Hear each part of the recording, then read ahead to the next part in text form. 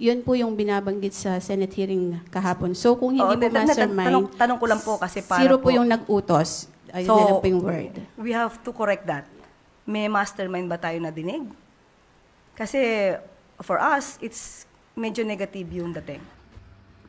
Nagpadala ng liham ang Presidential Communications Office sa Net25 upang hilinging tanggalin si Eden Santos mula sa Malacanang Beat. Ang dahilan, ang umano'y paglabag sa coverage protocol ng personal na tanungin ni Santos si Marcos Jr. sa isang event sa Tarlac. Ngunit maraming mamamahayag ang nagsabing hindi sapat ang naturang rason para tanggalin ang isang reporter, lalo na kung kilala ito sa pagtatanong ng diretsyo, may laman at walang kinatatakutan gaya ni Eden Santos. Si Santos ay ilang beses nang nag-viral dahil sa matitinik ngunit makabuluhang tanong sa mga press briefing, partikular sa mga sagutan nilang dalawa ni Palace Press Officer Attorney Claire Castro. Dahil dito, tinuturing siya ng marami bilang boses ng independent journalism sa loob ng palasyo. Sa likod ng mga insidenteng ito, may kumakalat ding usap-usapan ng bangayan sa loob ng PCO. Tanong na ngayon ng marami, ito ba'y simpleng usapin ng protokol o tahasang panunupil sa malayang pamamahayag? Ano po yung reaction natin dun sa ulat na mismo ngang Marcos administration po ang nagbigay ng mga ebidensya sa ICC regarding po dun sa crimes against humanity kay FPRRD? Mismong administrasyon?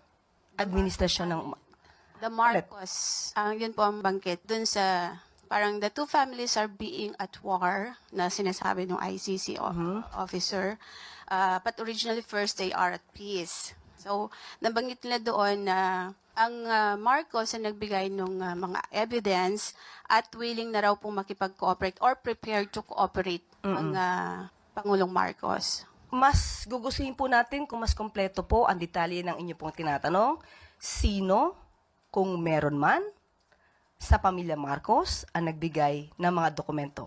Dahil wala po tayong alam na nakipag-cooperate mismo ang pamilya Marcos para sa ICC.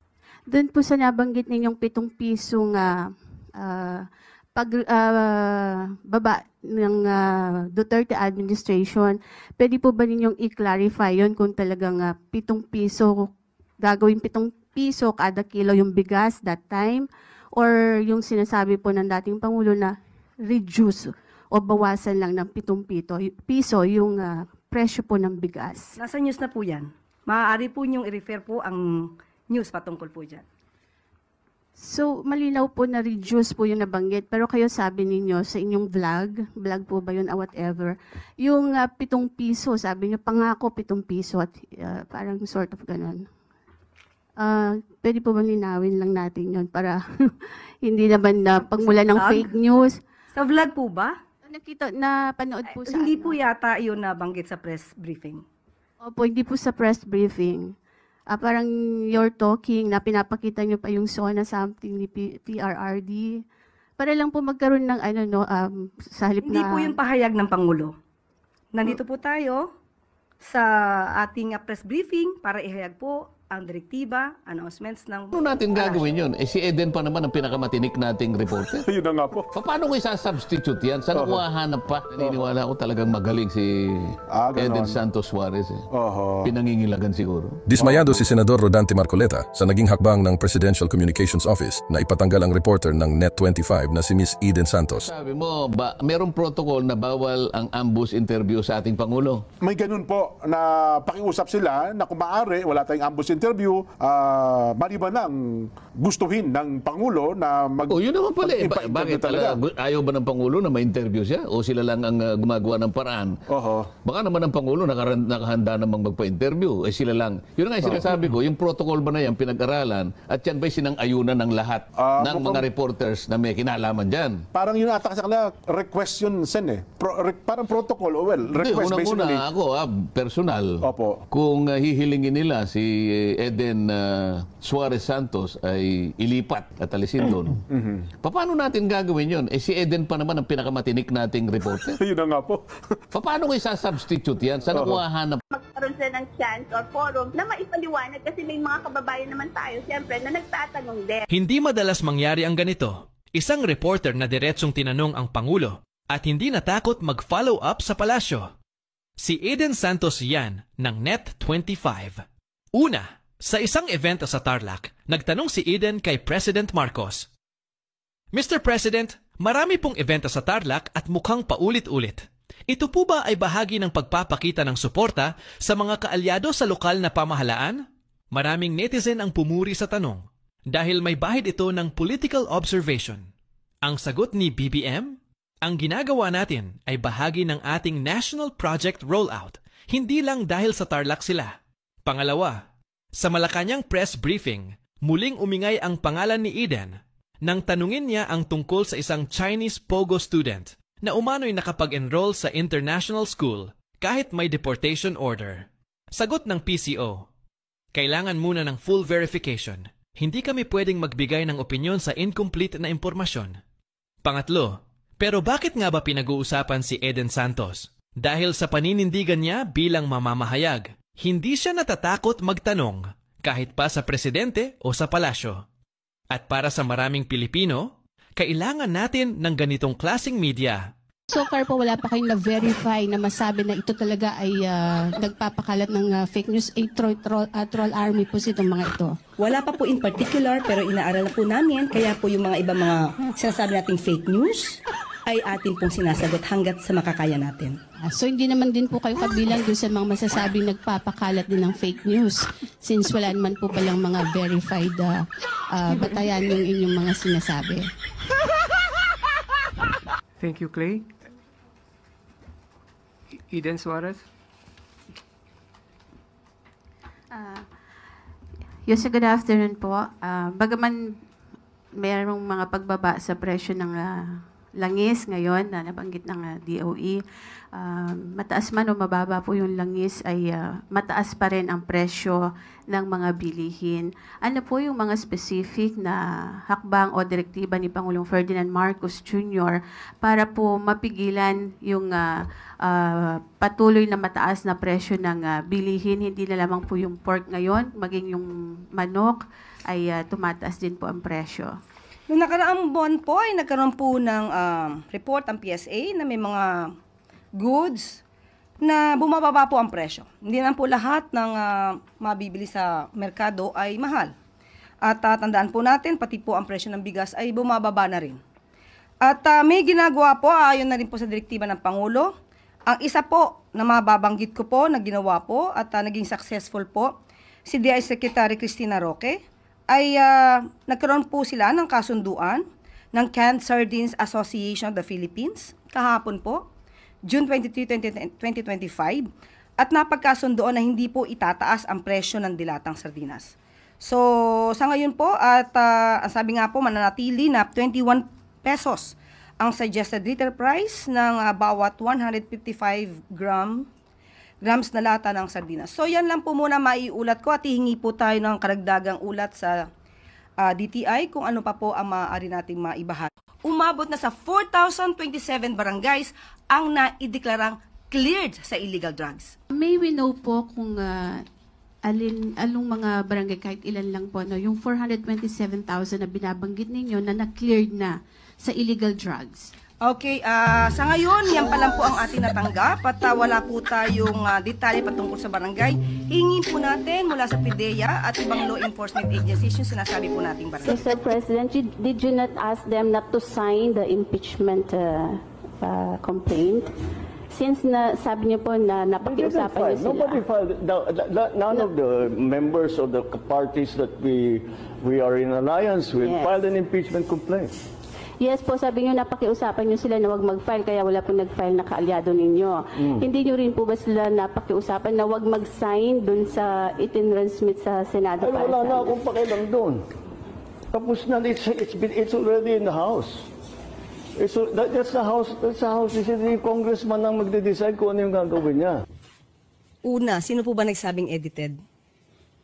Di po ba kung sila yung nagsasabing edited, i-prove nila na edited? Nandun I was kicking it until... On Booking.com. Eden Santos, Net25.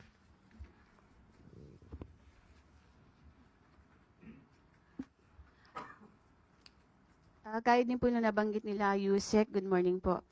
Bukod po dun sa issue nung pagpapauwi ng Pangulo, kung talagang sincere daw po siya dun sa pakikipagkasundo sa mga Duterte, baka pwede rin magpa-hair follicle test ang Pangulo. May mga condition po para lang maipakita daw yung sinseridad po ng ating Pangulo dun sa kanyang pakikipag-reconcile or pakikipagkasundo sa mga Duterte. Ano pong reaction ng Malacanang dito? Ulit-ulit, paulit-ulit, uulit-ulitin ko, uulit-ulitin natin. Peke, ang video na siyang pinespread or isiniwalat nitong si Atty. Harry Roque. Dapat pa natin siyang paliwalaan? Uulit-ulitin ko, paulit-ulit na lamang siya. Yusek, follow-up lang po. Hindi naman din po batay dun sa video lang yung panawagang magpa-hair follicle test ang Pangulo. Bukod po doon, medyo... Paulit-ulit po ulit? Hair follicle test po ulit? Ayun po yung ilan sa tingin nyo ba meron silang karapatang magbigay ng kondisyon kapalit nung sinasabi po ng Pangulo natin na para makipagkasundo? Ang pakikipagkasundo po ay para sa taong bayan, hindi para sa personal na interes ng iba. Alalahanin po natin, maliwanag, uulit-ulitin ko ang sinabi ng Pangulo, sa lahat ng tao, gusto niya pong makipagkasundo, para magkaroon ng stability, magampanan ang dapat magampanan at hindi madiskaril ang trabaho ng gobyerno. Ayaw po niya ng away. So, ang awayan na to, ang siya nagpapabagal sa trabaho ng gobyerno dahil puro paninira. Puro fake news na natatanggap ng Pangulo.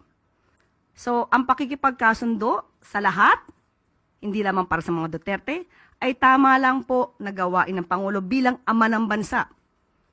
Magsasakripisyo na siya. Proyekto ng administrasyon ni PBBM ay ang bigyan ng murang pabahay ang mga Pilipino at ayon pa sa Pangulo na magtatayo ang kanyang gobyerno ng 1 milyon na pabahay bawat taon. Layunin po natin na magpapatayo ng 1 milyong pabahay kada taon hanggang matapos ang aking 6 na taong termino bilang Pangulo. Subalit nang matanong itong si Ate Claire ng Net25 reporter na si Miss Eden Suarez kung ilan na ba ang napatayong pabahay ng administrasyong ito, ay walang maibigay na figure itong si Atty. Claire Castro. Kung meron po tayong estimate, mga ilang milyon po ito? Wala pa po siyang milyon. Sa loob po ng 3 taon sa pwesto ng Pangulong Marcos. Yun po yung sinabi ko at hindi pa ito pa po kompleto. Kasi po ang sabi 1 million per year. So para mabuo yung backlog na 6.5 million housing units po ng Pilipinas. Okay, sinabi naman po ng ating Pangulo na ito po yung salita niya, and I quote, "We are aiming for 1 million homes. 1 million low-cost and socialized homes a year. It is an ambitious number, but we will try."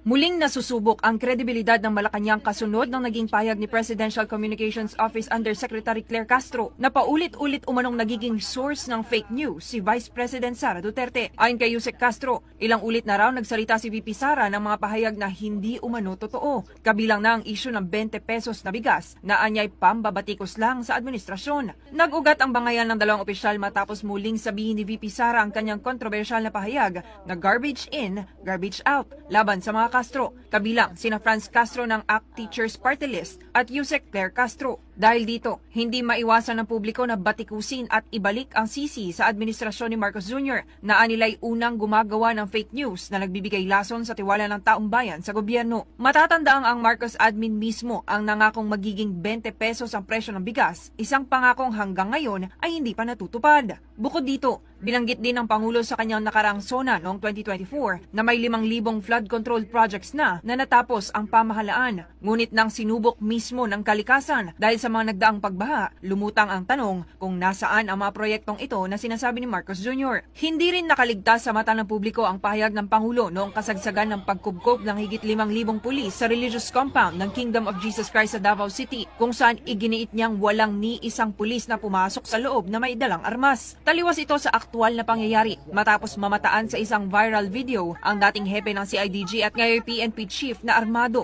habang nasa loob ng compound. Kaya sa kabila ng mga paratang ni Castro laban kay VP Sara kaugnay sa issue ng fake news, Ang tanong ng taong bayan ngayon, sino nga ba talaga ang pinagmumulat? Senator, ang tanong ng marami.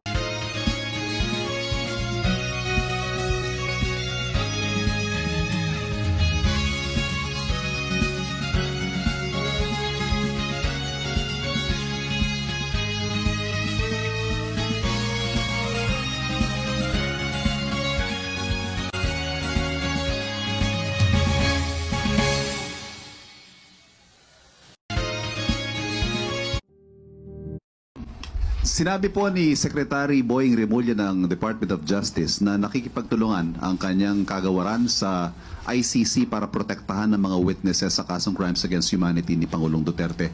Unang tanong po, ito ba'y may basbas ng Pangulo at ito na ba ang posisyon ng bansa na makikipagtulungan na tayo sa ICC? Parang sa ating pagkakadinig ay tutulungan ng DOJ ang mga witnesses para makapag-testify, para mabigyan ng hustisya ang dapat na mabigyan ng hustisya. Bakit ba niyakap ka ni Auntie Claire no isang araw? Viral picture yan eh. Ano ba meron sa inyong dalawa ngayon? Oo. Hindi ko alam kasi dumadalo kami sa press con ni S. Bersamin. Kaugnay ng mga pinagsisibak, di ba? Yung mga pinag-resign pala si Bak tuloy. Pero wala namang sinibak dahil parang ni-reshuffle lang. Ay Kuya Jen, nagulat nga ako na ganun pala yung pagkakakuha naming dalawa. Kasi sabi lang niya, oy, picturean niyo kami ni Eden, magpa-picture tayo. Ayun pala. Yan na sinasabi ko. Pwede ba natin ipakita? Baka sabihin nila, ano ba yung picture na sinasabi ninyo? Ipakita natin direct yung picture ni Eden. Parang magkapatid lang din. Hindi nagkakalayo, ha? Masayang-masaya pala siya dyan. Di mo sinapansin, nakatalikod ako. Hindi, ako naman natutuwa at saka masayang-masaya. Mayroon kayong ganyang... pero yung sabihin, si Auntie Claire, di ba? Dapat matagal na niyang very professional. Yes. Yang bibigyan ko ng bibigyan ko ng pag yung nakita mo yung picture na, yung picture na, The Professional Communicator. Secretary. Okay. Tapos na po yung tanungan natin kanina. Binanggit ko lamang po ang mga videos na ito na mag-ingat po tayo. Ang tanong ko po, sabi niyo sa social media hinihingi. Sino po in particular ang mga sasabi niyo sa akin na humihingi ng ganitong klaseng pag-test? Ang atin pong mga kababayan Sino na po in particular? Kung napanood niyo po, sigurong... Ikaw na po ba? Sige po. Kayo po ang humihingi? Okay. Para po masabi lang ninyo na mayroong humihingi. Pero marami po sa social media po kayo ay nagbabasa po sa SOCMED, Madam Yusek. So, isa ka nga sa humihingi? Kasi po gusto niyo... Tanong ko nga, isa ka ba? Kasi we have to be specific on this. Isa ka ba sa humihingi? Ang mga kababayan po natin. So, isa ka sa humihingi? Actually, I'm a journalist. Hindi naman po ako humihingi. Pero parang gusto ninyo na meron lang kayong basihan. Umabot na rin sa 607 balay silangan, reformation centers, ang naipatayo sa ilalim ng Marcos administration. At maaari na po tayong tumanggap na inyong mga katanungan. Just reminding everyone of the one question, one follow-up guideline. Eden Santos, Net25. Good morning. Hello. Good morning po, Yusek. Kaugnay po nung binanggit ninyo about illegal drugs, may we know po kung along mga barangay, kahit ilan lang po, yung 427,000 na binabanggit ninyo na na-cleared na sa illegal drugs? Okay, sa ngayon, yan pa lang po ang ating natanggap at wala po tayong detalye patungkol sa barangay. Hingin po natin mula sa PIDEA at ibang law enforcement agencies yung sinasabi po nating barangay. Okay. Follow up lang po. Saan pong area itong balay silangan drug centers? Para yung address po. O sige po, mamaya po ibibigay ko po sa exact address. Okay, salamat po. Isang malaking tinik talaga sa lalamunan nitong si Claire Castro. Itong si Miss Eden Suarez na isang Net25 reporter. Dahil sa nakaraang presko ni Ate Claire ay muli ba naman itong inungkat ang pagpupulburo ni BBM at itinanong pa talaga nito kung wala bang gagawing aksyon ang pamahalaan sa hamon ng publiko na magpa-hair follicle itong Pangulo. Nang sa gayon ay bumalik ang tiwala ng publiko sa pamahalaang ito. Morning po, Yusek. Balikan ko lang po dun sa di umano'y pulveron na video ni Pangulong Marcos. Wala po bang plano ang Malacanang, especially ang Pangulong Marcos, na magpa-hair follicle test na siyang hinihingi po para matuldukan na itong issue po ng di umano'y paggamit ng ipinagbabawal na gamot ng ating Pangulo? Sino po ba ang humihingi? Marami po sa ating mga kababayan ang sa social media na nagre-react dito. Umabot na rin sa 607 Balay Silangan Reformation Centers. Samantala, sa gitna ng mga katanungan kung nasa tamang kalagayan pa ba ang Pangulo ng Bansa sa pagharap sa mga seryosong issue, muling iginiit ng isang kilalang political analyst ang panawagan para kay Pangulong Ferdinand Marcos Jr. na sumailalim sa hair follicle drug test.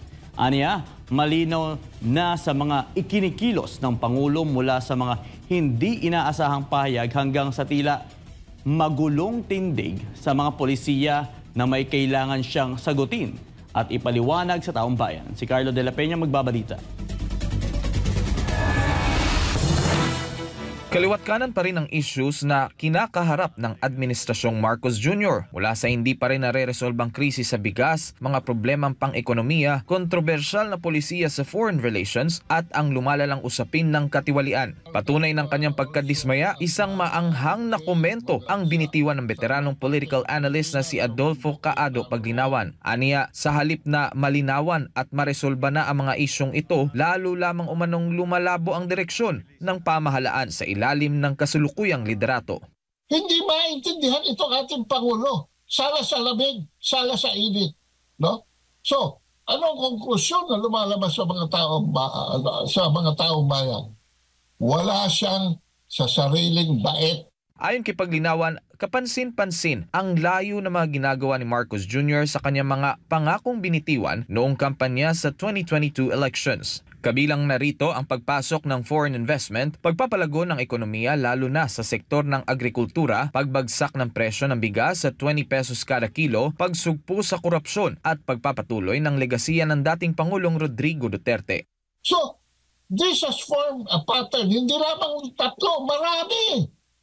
Marami. Ever since he took office, ito ay nagsimula, napansin namin ito, na nagsimula noong February 2, 2023. Mula noong February 2, 2023, ang behavior ng ating Pangulo is already out of control. Dahil dito ay muling ipinanawagan ni Paglinawan na kung maaari ay sumailalim na si Marcos Jr. sa isang hair follicle drug test upang matuldukan na ang paulit-ulit na isyong gumagamit umano ito ng iligal na droga. Para kay Paglinawan, isa itong uri ng paghingi ng accountability sa Pangulo dahil lubos na apektado na umano ang kapakanan ng mga Pilipino lalo na sa pagharap sa mga issue at paggawa ng solusyon sa mga problemang kinakaharap ng bansa. Inihalimbawa ni Paglinawan na may pagkakataon sa isang ambush interview ay natatarantang sumagot si Marcos Jr. Minsan naman ay tawa ito ng tawa o kaya na may tila nabubulol sa kanyang pagsasalita. So, this erratic behavior of the president is the one that is really putting him down. Tapos ang mga polisiya pa niya, hindi lamang malabo kung hindi para sa taong bayan. Hirit rin ni Paglinawan na bukod sa mga pangakong hindi na ipatupad ay naging salungat rin ang posisyon ni Marcos Jr. sa pakikitungo sa ibang bansa taliwas sa ipinangako nitong pagpapatuloy ng independent foreign policy ni dating Pangulong Duterte. At ang pinakauling issue na naiuugnay kay Marcos Jr. ay ang isinagawang Senate hearing kaugnay sa iligal na pag-aresto sa dating Pangulo at pagsuko sa kanya sa International Criminal Court o ICC. Todo depensa kasi ang mga gabinete ni Marcos Jr. sa ginawa nilang plano para ipaaresto si dating Pangulong Duterte. Para sa Diyos at sa Pilipinas kong mahal, Carlo de la Peña, SMNI News. Pabor ka ba? Follow-up question, Eden Santos, Net25. Okay. Yusek, good morning po. Yung pong cabinet revamp, hindi po ba iyon layo na ilihis umano yung sisig sa Pangulo?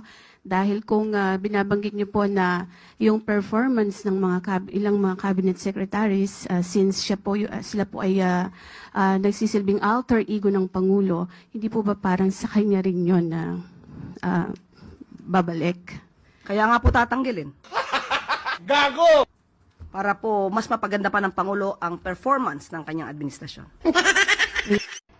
Hindi po ba ayaw natin ng isang leader na diktador? Ayaw natin ng leader na hindi nag-iisip. Ayaw din natin ng leader na puppet lang. At ayaw natin ng leader na nagbabakasyon lang. Ang tunay na Pilipino, umaawit ng lupang hinirang na may dangal. Sinasambit ang mga katagang ang mamatay ng dahil sa'yo. Sabi nga po ni Dr. Jose Rizal, ang hindi marunong magmahal sa sariling wika ay masahol pa sa hayop at malansang isda. Nandiyan ang impeachment o wala, ang investors' confidence daw po sa ating bayan ay bagsak at yung foreign direct investment sa ating bansa. Kaya wag daw siyang gawing rason kung bakit pangit po yung takbo ng ating ekonomiya. Yan po ang kanyang paniniwala. Kung yan po ang gusto niyang gawing naratibo, wala tayong magagawa. Pero magbase lamang po tayo sa mga dokumento at yung mga natatamasa po natin. Puro naman po siguro negatibo ang sasabihin ng Pangulo, ng Vice Presidente sa pamahalang ito. At nakita naman at pinatunayan niya na wala siyang balak tumulong sa Pangulo sa anumang issue patungkol sa bansa. Nakakalungkot po yun. Tayo yung katuwang nila para maipaabot sa mga kababayan natin yung mga proyekto, programa ng gobyerno, ano po, particular ng Pangulo. Hindi ho hindi yung kasi hindi maganda tabas ng pagtatanong or sa tingin natin ay nasagasaan ng ating ego tapos hindi natin bibigay ang tamang sagot. Pangit naman po yun. Ayan. Naku, salamat, maraming salamat dun sa mga naniniwala. Ano po, at alam naman na wala naman tayong nagawang mga paglabag. Ano po, kung sinasabi nilang merong breach of protocol. Yan po ay malinaw namang makikita dun sa video. At mismong si Pangulong Ferdinand Marcos Jr. po ang makakapagpatunay na hindi namin siya in-approach. Siya po yung lumapit. Kadalasan gano'n naman ko. Kapag kasi ang Pangulo, gusto naman talaga niyang magpa-interview or gusto niyang magbigay ng siya mismo yung makikita mo sa kanyang body language Pero pag ayaw po talaga ng Pangulo, kahit na anong tawag mo sa kanya, kahit anong pagpapapansin ng mga media, dire-diretso lang po yan. Tama. Hindi yan hihinto or hindi yan kikibot sa inyo. Opo. Ang ngingiti lang yan, kakaway lang ganyan, tapos diretso na yan. Hindi po yan hihinto sa harapan ng media.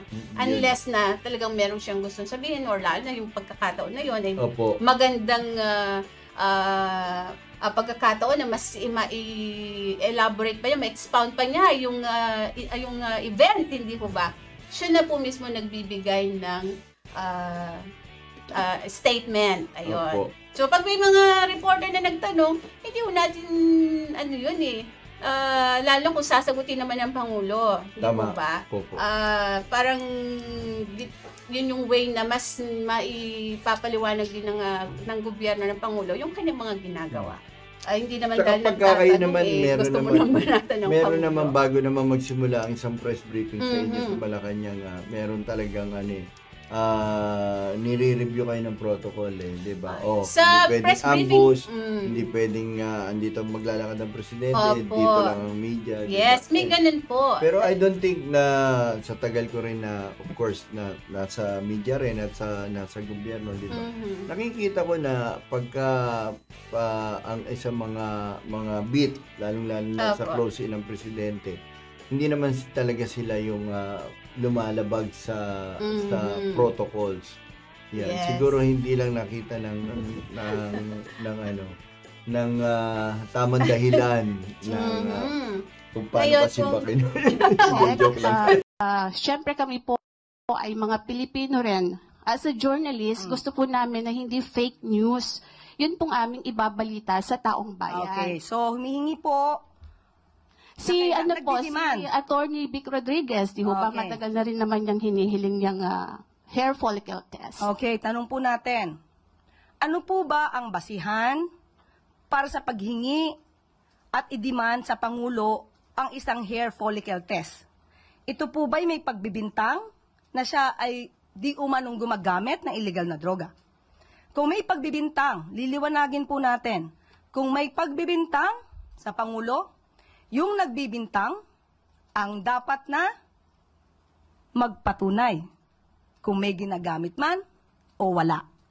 Hindi po pwedeng gumawa ng kwento, walang basihan, isang guni-guni para masira ang Pangulo, at walang basihan. Kahit saan po na kaso, kung sino yung nagbibintang, siya ang magbigay ng pruweba. Hindi nyo pwedeng sabihin na, ito, gumagamit ka, patunayan mong hindi. Hindi po yon ang tamang logic. Kayo po na nagbibintang, kayong humihingi at nagdidiman sa Pangulo, kayo muna ang magpatunay na mayroon siyang ginagawang mali. Kapag wala po kayo napatunayan, wala po kayong karapatan humingi sa Pangulo. Siya yung talagang masasabi natin na parang pinaka makapalang muka. Alam niyo kung bakit? Kasi kitang-kita niya na sa sarili niya, kitang-kita niya na sa taong bayan, kung ano yung sigaw ng taong bayan at dito sa trust rating, parang baliwala lang din sa kanya, mga partner. Parang parang bahala kayo. Lita, regarding dito sa mga sinabi ni Pangulong Marcos Jr., pag-uusapan po natin yan isa-isa. Misleading. Yan ang giit ng isang ekonomista sa naging pahayag ng tagapagsalita ng palasyo na mas malaki umano ang utang sa ilalim ng Duterte administration kumpara ngayon sa ilalim ng Marcos administration. Alamin ang dahilan sa report ni Vergil Parba.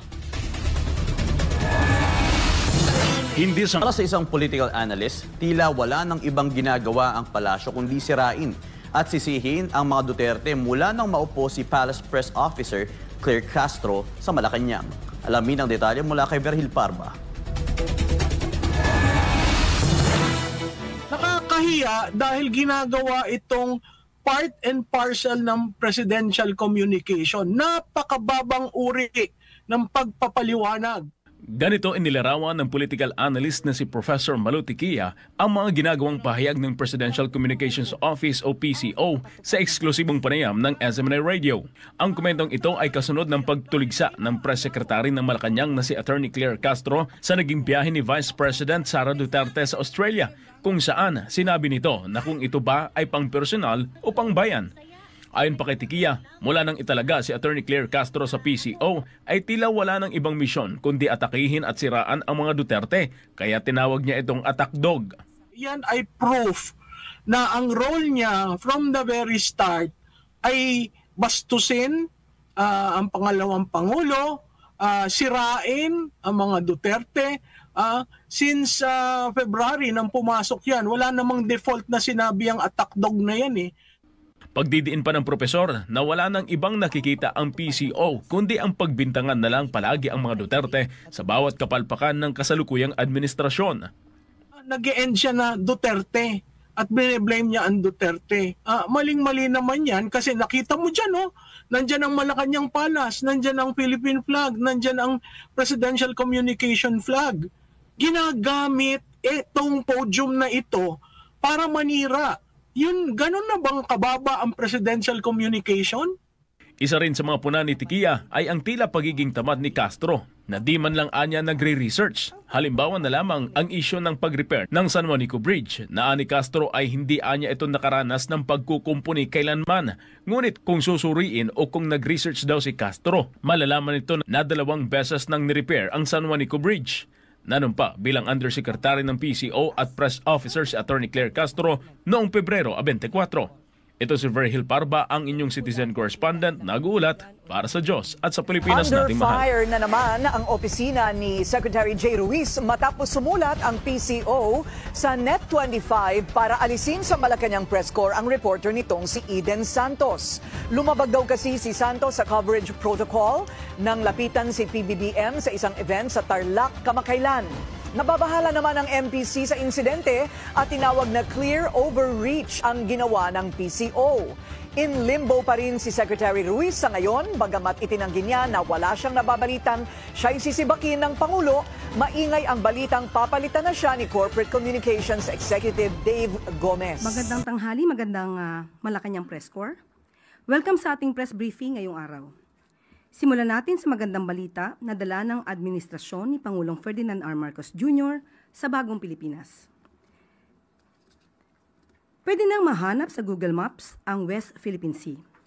Ayon sa National Maritime Council, ang inisyatibong ito ay refleksyon ng pagtanggap ng mas nakakarami na ang WPS ay bahagi ng soberenya at jurisdiksyon ng Pilipinas. So, malinaw po na reduce po yung nabanggit. Pero kayo sabi ninyo sa inyong vlog po ba yun, whatever, yung 7 piso, sabi nyo, pangako 7 piso at parang sort of ganon. Pwede po ba linawin lang natin yun para hindi naman na pagmula ng fake news? Sa vlog po ba? Nakita, napanood po sa Hindi po yata.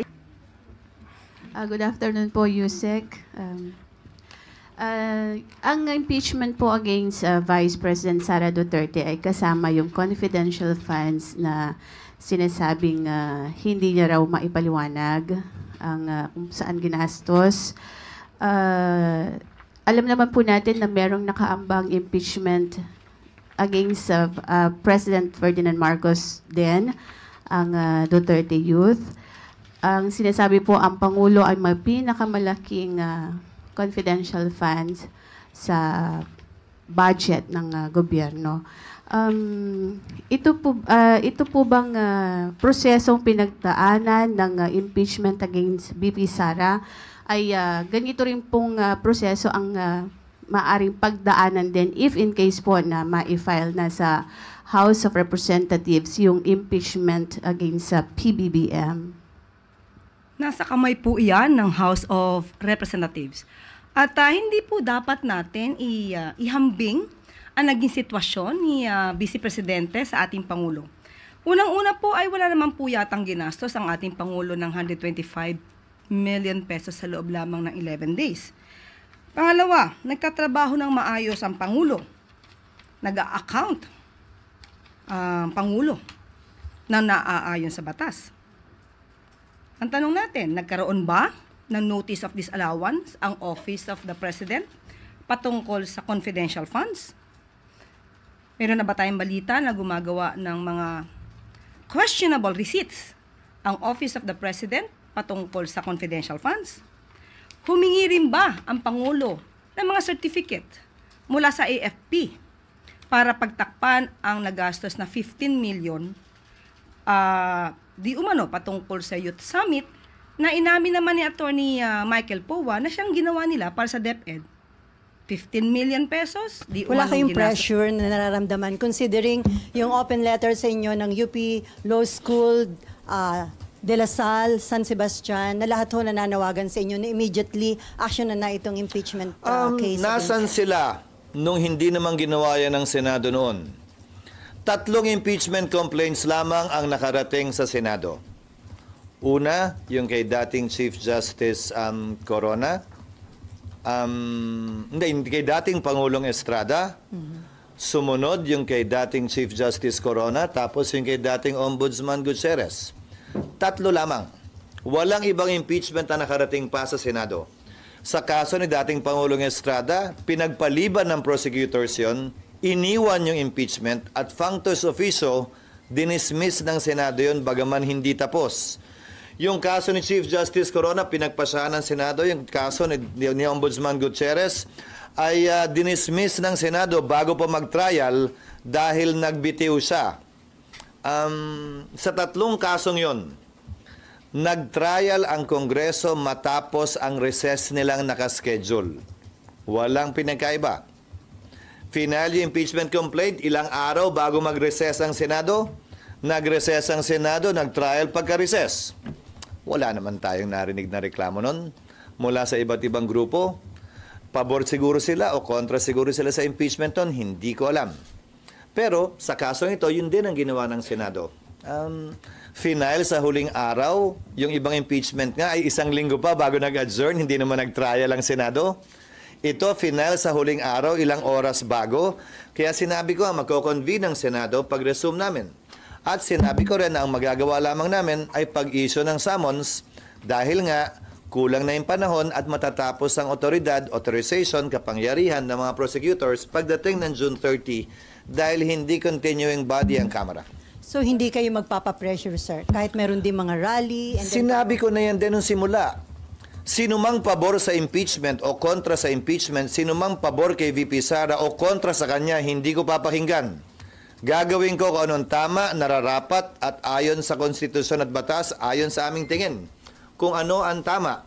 Hindi porkit pabor sila sa impeachment at ayaw nila kay VP Sara at gusto nilang matanggal si VP Sara, mamadali na namin at susundin namin sila. Sa kabilang banda, yung mga ayaw naman, hindi rin naman namin papatagalin ang proseso. Susundan namin yung proseso, sino man ang mapaboran, sino man ang matamaan, sino man ang masaktan, sino man ang mabenepisyohan nung proseso yun na ginawa at sinundan kahit ng mga naunang impeachment.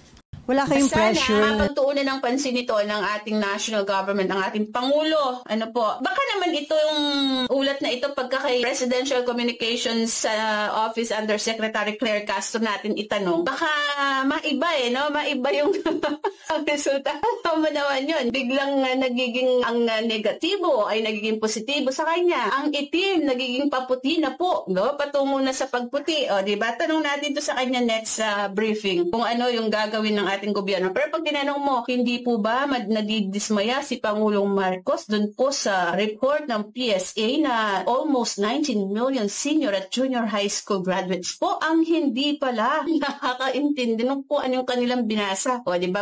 Makita natin kung anong kanyang sasagot. May we have your thoughts on the statement of Vice President Sara Duterte saying that the President should be held accountable for the arrest of her father, former President Rodrigo Duterte. Sabi po niya, dapat talaga managot ang Pangulo ng Pilipinas because he allowed foreign entity, foreign organization to interfere with our national sovereignty. Your reaction po, Yusek? Unang-una po, ang pamahalaan po, ang administrasyon po, gumawa po ng hakbang na naaayon sa batas at ito po ay in cooperation with the Interpol. Ang pamahalaan nagsukuman po kay dating Pangulong Duterte. Siya po ay kinukonsiderang isang akusado, isang suspect sa crimes against humanity, particularly murder, na ang nagsampa rin po ay kapwa Pilipino na di umanong biktima ng extrajudicial killings ng madugong war. Basura ang lumalabas sa bibig ni Presidential Communications Office Under Secretary Claire Castro. Yan ang maanghang na pahayag ni Vice President Sara Duterte. Giit ng pangalawang Pangulo, nakakahiya sa buong mundo na ganyan ang klase ng taong nagsasalita para sa tanggapan ng Pangulo. Si Jason Rubrico sa balita. Hindi na napigilan pa ni Vice President Sara Duterte na muling banatan si Presidential Communications Office Under Secretary Claire Castro sa harap ng sunod-sunod itong patutsada. Sa pinakabagong yugto ng bangayan, kinontra ni VP Sara ang pahayag ni Castro na tila wala na siyang magandang nasasabi tungkol sa administrasyon ni Pangulong Ferdinand Marcos Jr. Giit ng Vice Presidente, hindi siya ang nagpasimula ng iringan. Depensa niya, nagsasalita lamang siya bilang tugon sa mga naunang maaanghang na komentong ibinabato ni Castro.